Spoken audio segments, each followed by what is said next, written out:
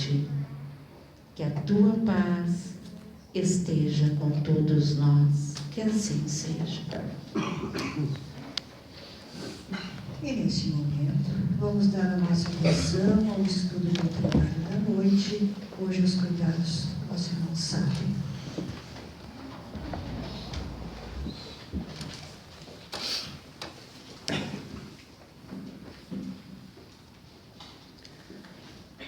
Que o amor de Jesus continue envolvendo todos nós nessa oportunidade.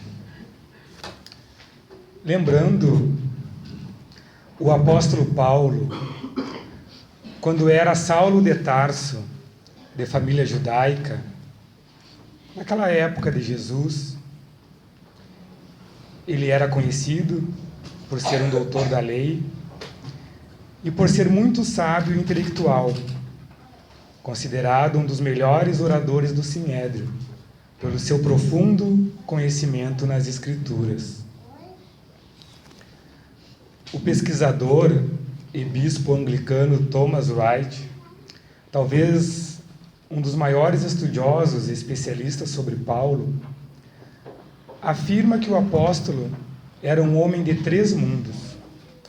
Ele vivia muito bem e conhecia muito, dialogava com facilidade em 3 ambientes: no mundo romano, no mundo grego e no mundo judaico. Então, depois, quando ele se converteu aos ensinos do Nazareno, tornando-se um importante apóstolo, toda essa base intelectual, esse conhecimento, essa experiência desse doutor da lei foram muito importantes e nos deixaram muitos ensinamentos e reflexões. Por isso, o tema sugerido para essa noite, dando continuidade ao estudo do nosso livro O Pão Nosso, ditado por Emmanuel, psicografia de Chico Xavier, é o capítulo 149, com o título Crer em Vão, onde Paulo, em uma de suas cartas aos Coríntios, escreveu: pelo qual também sois salvos, se o retiverdes tal como vô-lo tenho anunciado, se não é que crestes em vão. Nessa passagem, Paulo está oferecendo a salvação através daqueles que creem, que acreditam nos ensinamentos, nas reflexões que ele deixava acerca do Evangelho do Mestre. E Emmanuel vem neste livro, nessa pequena página, nos dizer qual acontece a muitas flores que não atingirão a frutescência na estação adequada. Existem inúmeras almas nos serviços da crença que não alcançam em longos períodos de luta terrestre a iluminação de si mesmas, por haverem crido em vão nos trilhos da vida. Quantas vezes, em nossas várias experiências reencarnatórias que tivemos do passado, fomos chamados aos preceitos do Evangelho, da sabedoria divina, apresentados por Jesus já há 2000 anos atrás. Quantas vezes fomos estas flores que não atingiram a frutescência na época adequada? Naquela época, quantos adoraram o Mestre como Messias, o elegeram como enviado, e na primeira vicissitude não tivemos a resignação perante a sua grandeza moral, perante o seu exemplo, chegando ao ponto de o negarmos e até mesmo pedir a sua crucificação. Hoje estamos aqui na casa espírita, mas independente da crença que escolhemos, porque todas têm o mesmo fim, o bem, o amor, Deus. Mas escolhemos o Espiritismo pelo nosso senso de observação, de compreensão, porque vamos aprendendo que é uma doutrina fundamentada na lógica, profundamente racional, baseada na experiência laboratorial dos fatos. O Espiritismo, como já sabemos, é uma ciência que estuda a origem, a natureza, o destino dos espíritos e as relações que existem entre o mundo corporal e o mundo espiritual. Mas não é só uma ciência de observação, pois ela tem uma proposta filosófica, já que fundamenta suas bases na crença em Deus, na crença na imortalidade da alma, na crença na comunicabilidade dos espíritos, na crença na reencarnação, na crença na pluralidade dos mundos habitados e, fundamentalmente, na ética moral religiosa do Evangelho de Jesus. No entanto, observamos que é uma doutrina amparada num tríplice aspecto, porque é uma ciência que explica, é uma filosofia que investiga e é uma religião que consola. Dentro desse postulado, o Espiritismo confirma a promessa do Mestre de Nazaré, quando, naquela época, ele se despedia das criaturas humanas, dizendo que estaria próximo o momento do seu testemunho. Mas seus discípulos, tão afeiçoados, tão dependentes, tão apegados aos seus ensinamentos, amargurados, lhe disseram: não nos deixem órfãos, conforme relata o Evangelho de João. E Jesus, apiedado daqueles indivíduos, prometeu-lhes enviar-lhes o embaixador dos céus, ou o Consolador prometido. Por todos esses aspectos que, ao longo da nossa experiência, vamos descobrindo ao entendermos melhor cada dia o Espiritismo, são esses fatores que nos afastam da crença em vão, trazida no tema de hoje. Emmanuel ainda continua nesta página do livro, dizendo que muitos chegam à obra, mas não passam da letra. Ou seja, conhecem o Espiritismo, admiram as obras básicas, ficam encantados pela lógica da crença, mas talvez logo achem muita responsabilidade ou compromisso pelo conhecimento, que aumenta o nosso envolvimento perante os nossos atos. E talvez prefiram voltar a antigas crenças, porque possam ser mais cômodas ou possam aceitá-las melhor, do que a lei de evolução, do que a lei de causa e efeito, da semeadura livre, mas da colheita certa. O que talvez nos leva a afastar e nos tornar uma crença em vão? Porque, companheiros, muitas vezes não basta crer, é preciso fé. Talvez a falta de fé nos afaste. Uma coisa é acreditar, outra coisa é se entregar. A fé nos leva à entrega.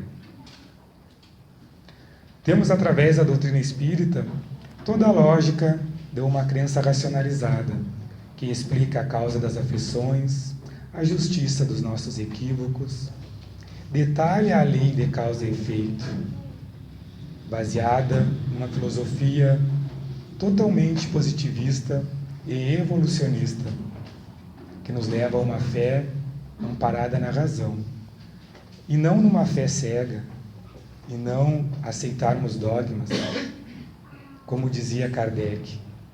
Fé inabalável é aquela que pode encarar a razão face a face em todas as épocas da humanidade. E ele complementou dizendo que se a ciência provasse que o Espiritismo estava errado em algum postulado, que deveríamos buscar como referência a ciência e abandonarmos esse postulado. Mas com o tempo, cada vez mais as pesquisas científicas, cada vez mais a ciência se aproxima da religião. cada vez mais se provam a harmonia que existe de energias da nossa alma com o universo, que somos um todo. Pesquisas já descobrem a força do passe, da oração. No ano 2000, mais ou menos, uma pesquisa científica descobriu na África restos que levavam a crer que existiu uma evolução do Homo sapiens, mais ou menos 200 mil anos atrás, o Pithecanthropus erectus, antes de passar ao Homo sapiens. Emmanuel e André Luiz já tinha ditado no livro Evolução em Dois Mundos, a Chico Xavier, em 1969.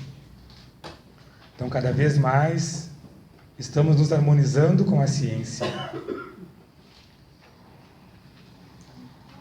Quando, baseada na nossa crença racionalizada, entendendo o Evangelho de Jesus, e quando o Evangelho entra numa alma, ele ensina a fé.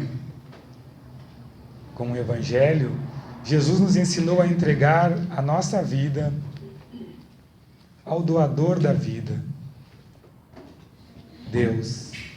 Quando lá, ele já nos ensinava a orar dizendo: Pai, seja feita a tua vontade, na terra como é feita nos céus. Quando uma alma humana consegue fazer esse movimento, nós tiramos um peso enorme de nossas costas, porque começamos a entender que tem a parte que nos cabe e tem a parte que cabe a Deus.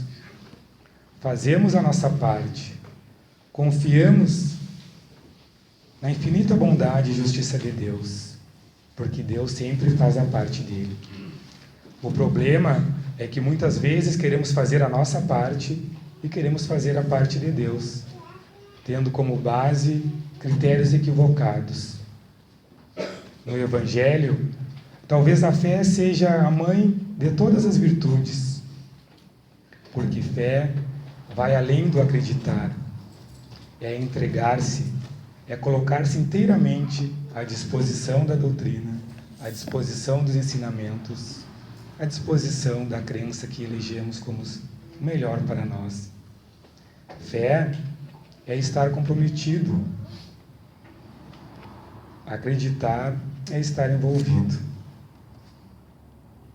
Ter fé é entregar-se absolutamente, é entregar-se sem entender muitas vezes o que estava acontecendo. Maria entregou-se totalmente sem entender o que estava acontecendo. Ela, que acompanhou desde a infância o seu filho, que recebeu a mensagem do mais alto que ele era o Messias, que viu no seu exemplo, na sua resignação, cada ato, cada dedicação, cada martírio. Mas mesmo assim, ela foi até o final, tendo fé e orando ao pé da crucificação, porque sabia que era muito maior que aquilo. O poder da fé leva-nos a mudar de atitude perante a vida. Nos libertamos das paixões dos problemas, dos desafios, das dificuldades. Nós encontramos no livro de Leon Denis, do livro O Problema do Ser, do Destino e da Dor, uma passagem no final que Leon Denis colocou como título Profissão de Fé do século XX. E nessa passagem, Leon Denis nos traz alguns princípios que nos levam a não crer em vão. O primeiro princípio, a do conhecimento, é a ideia do ser, inteligência e vida. A ideia do ser se impõe, eu sou. Essa afirmação é indiscutível. Não podemos duvidar de nós mesmos. Mas essa ideia, por si só, não é suficiente.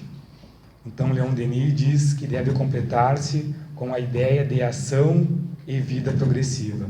Eu sou, eu quero ser cada vez mais e melhor. O ser, em seu eu consciente, a alma, é a única unidade viva, a única mônada indivisível e indestrutível, que debalde se procura na matéria, porque só existe em nós mesmos. A alma permanece invariável em sua unidade através das milhares e milhares de formas, dos milhares de corpos de carne que constrói e anima para as necessidades da evolução eterna que caminhamos. Ela é sempre diferente pelas qualidades adquiridas, pelos aprendizados acumulados, pelos progressos realizados. Cada vez nos tornamos mais conscientes e livres na espiral da infinita evolução de nossas existências planetárias e celestes. Entretanto, a alma só em metade pertence a si mesma, pela outra metade pertence ao universo, ao todo que faz parte. Por isso é que só se pode chegar ao inteiro conhecimento de si mesma pelo estudo do universo. Que estamos em contato com o todo. Somos originados do fluido universal, da grandiosidade soberana de Deus. A aquisição desse duplo conhecimento é a própria razão e o objeto de nossa vida, de todas as nossas vidas, porque a morte é simplesmente a renovação das forças vitais necessárias para passarmos para mais uma nova fase evolutiva. O estudo do universo demonstra que uma ação superior, inteligente, soberana, governa o mundo. Porque começamos a descobrir a grandeza dos vários planetas, das várias galáxias, dos milhares, que cada vez mais a astronomia começa a descobrir, começa a revelar. De um dia para o outro, já tem novidades mais infinitas.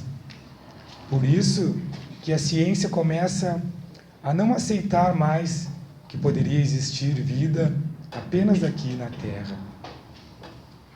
Essa compreensão de algo superior que governa o mundo, de caráter essencial dessa ação, pelo próprio fato da perpetuidade, pela necessidade de ser absoluto, algo que sempre existiu e que sempre vai existir.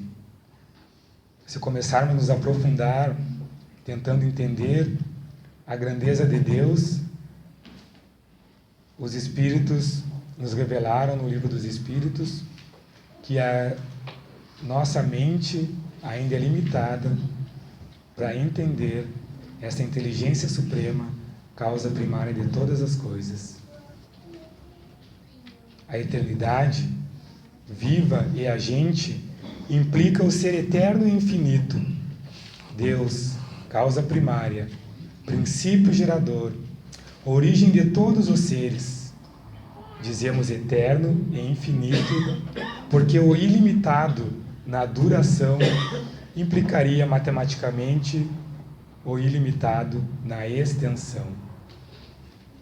A lei do universo é a conservação, é a ordem, é a harmonia. Pois pela lei da natureza, o universo vem se transformando antes mesmo de nós existirmos aqui. Talvez hoje, sofrendo inúmeras agressões, inúmeras tentativas do homem manipular, modificar, degradar a natureza, mas como é uma lei de conservação, de harmonia e de ordem, automaticamente o universo responde e se transforma e se modifica, levando o progresso pela frente. Às vezes, muitas catástrofes que não entendemos são apenas mudanças necessárias para conservar a harmonia. Da ordem deriva o bem, da harmonia deriva a beleza. O fim mais elevado do universo é a beleza sob todos os seus aspectos, material, intelectual e moral. A justiça e o amor são seus meios. A beleza, em sua essência, é pois inseparável do bem. E ambas, por sua estreita união, constituem a verdade absoluta, a inteligência suprema, a perfeição que caminhamos, que buscamos alcançar. O objetivo da alma, em sua evolução, é atingir e realizar em si mesma e em volta de si, através dos tempos, das estações evolutivas do universo, pelo desabrochar das potências que possuímos em germe. Somos ainda uma sementinha a desenvolver muito pela frente, a nos tornarmos grandes árvores, produzindo muitos frutos e muito mais pela frente. Essa noção eterna do belo e do bem que exprime a ideia de Deus, a própria ideia de perfeição.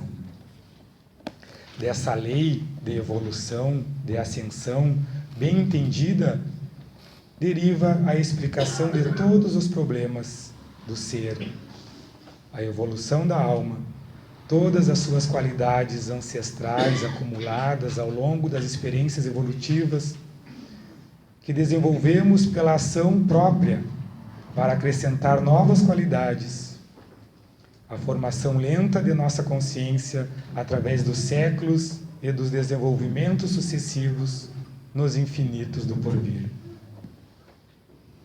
E Leon Denis encerra essa profissão de fé dizendo que a unidade de essência e a solidariedade eterna das almas estão em marcha para a conquista dos altos cimos. Então, Emmanuel, em suas considerações finais, nesta página do livro Pão Nosso, quer nos dizer que o ensinamento de Paulo revela que todos os ensinamentos que precisamos para estarmos no caminho correto estão no cristianismo, com os esclarecimentos que o Espiritismo nos traz nos dias de hoje, que não poderíamos entender ainda muito bem naquela época, ensinando todas as lições do Evangelho e acrescentando o que não estávamos prontos ainda para compreender. Assim, precisamos da aplicação desses ensinos. Encerra a passagem dizendo: cada aprendiz há de ser uma página viva no livro que Jesus está escrevendo. Com o material evolutivo da Terra, nós gravaremos o Evangelho na própria existência. Ou senão, vamos nos preparar ao recomeço novamente do aprendizado. Porque sem fixar em si mesmo a luz da lição que recebemos, debalde teremos acreditado, apenas em vão. Para concluirmos a reflexão da noite, trouxemos uma mensagem que a maioria recebeu ao chegar do Espírito Joana de Ângeles, do livro Psicografia de Edivaldo Franco, Episódios Diários.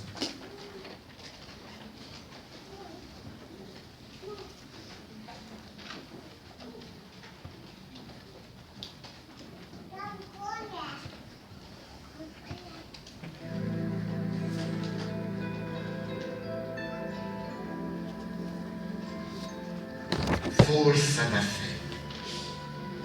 A fé religiosa, assentada nas sólidas bases da razão, constitui equipamento de segurança para a travessia feliz da existência corpórea. Luz acesa na sombra, aponta o rumo no processo humano para a conquista dos valores eternos. O homem sem fé é semelhante a barco sem bússola e em oceano imenso. Quando bruxuleia a fé e se apaga por falta do combustível que a razão proporciona, ele-o a padecer a rude provação de ter que seguir em plena escuridão, sem apoio nem discernimento. A fé pode ser comparada a uma lâmpada acesa colocada nos pés, clareando o caminho. Sustenta a tua fé com a lógica do raciocínio claro. Concede-lhe tempo mental, aprofundando reflexões em torno da vida e da sua superior finalidade. Exercita, mediante a irrestrita confiança em Deus e na incondicional ação do bem. A fé é campo para experiências transcendentes que dilatam a capacidade espiritual do ser. Com o dinamismo que a fé propicia, cresce nas tuas aspirações, impulsiona a vontade na diretriz da edificação de ti mesmo, superando impedimentos e revestindo-te de coragem, com que triunfarás nos tentames da evolução. Conforme a intensidade da tua fé agirás, fazendo da tua vida aquilo em que realmente acreditas. Muita paz a todos, irmãos.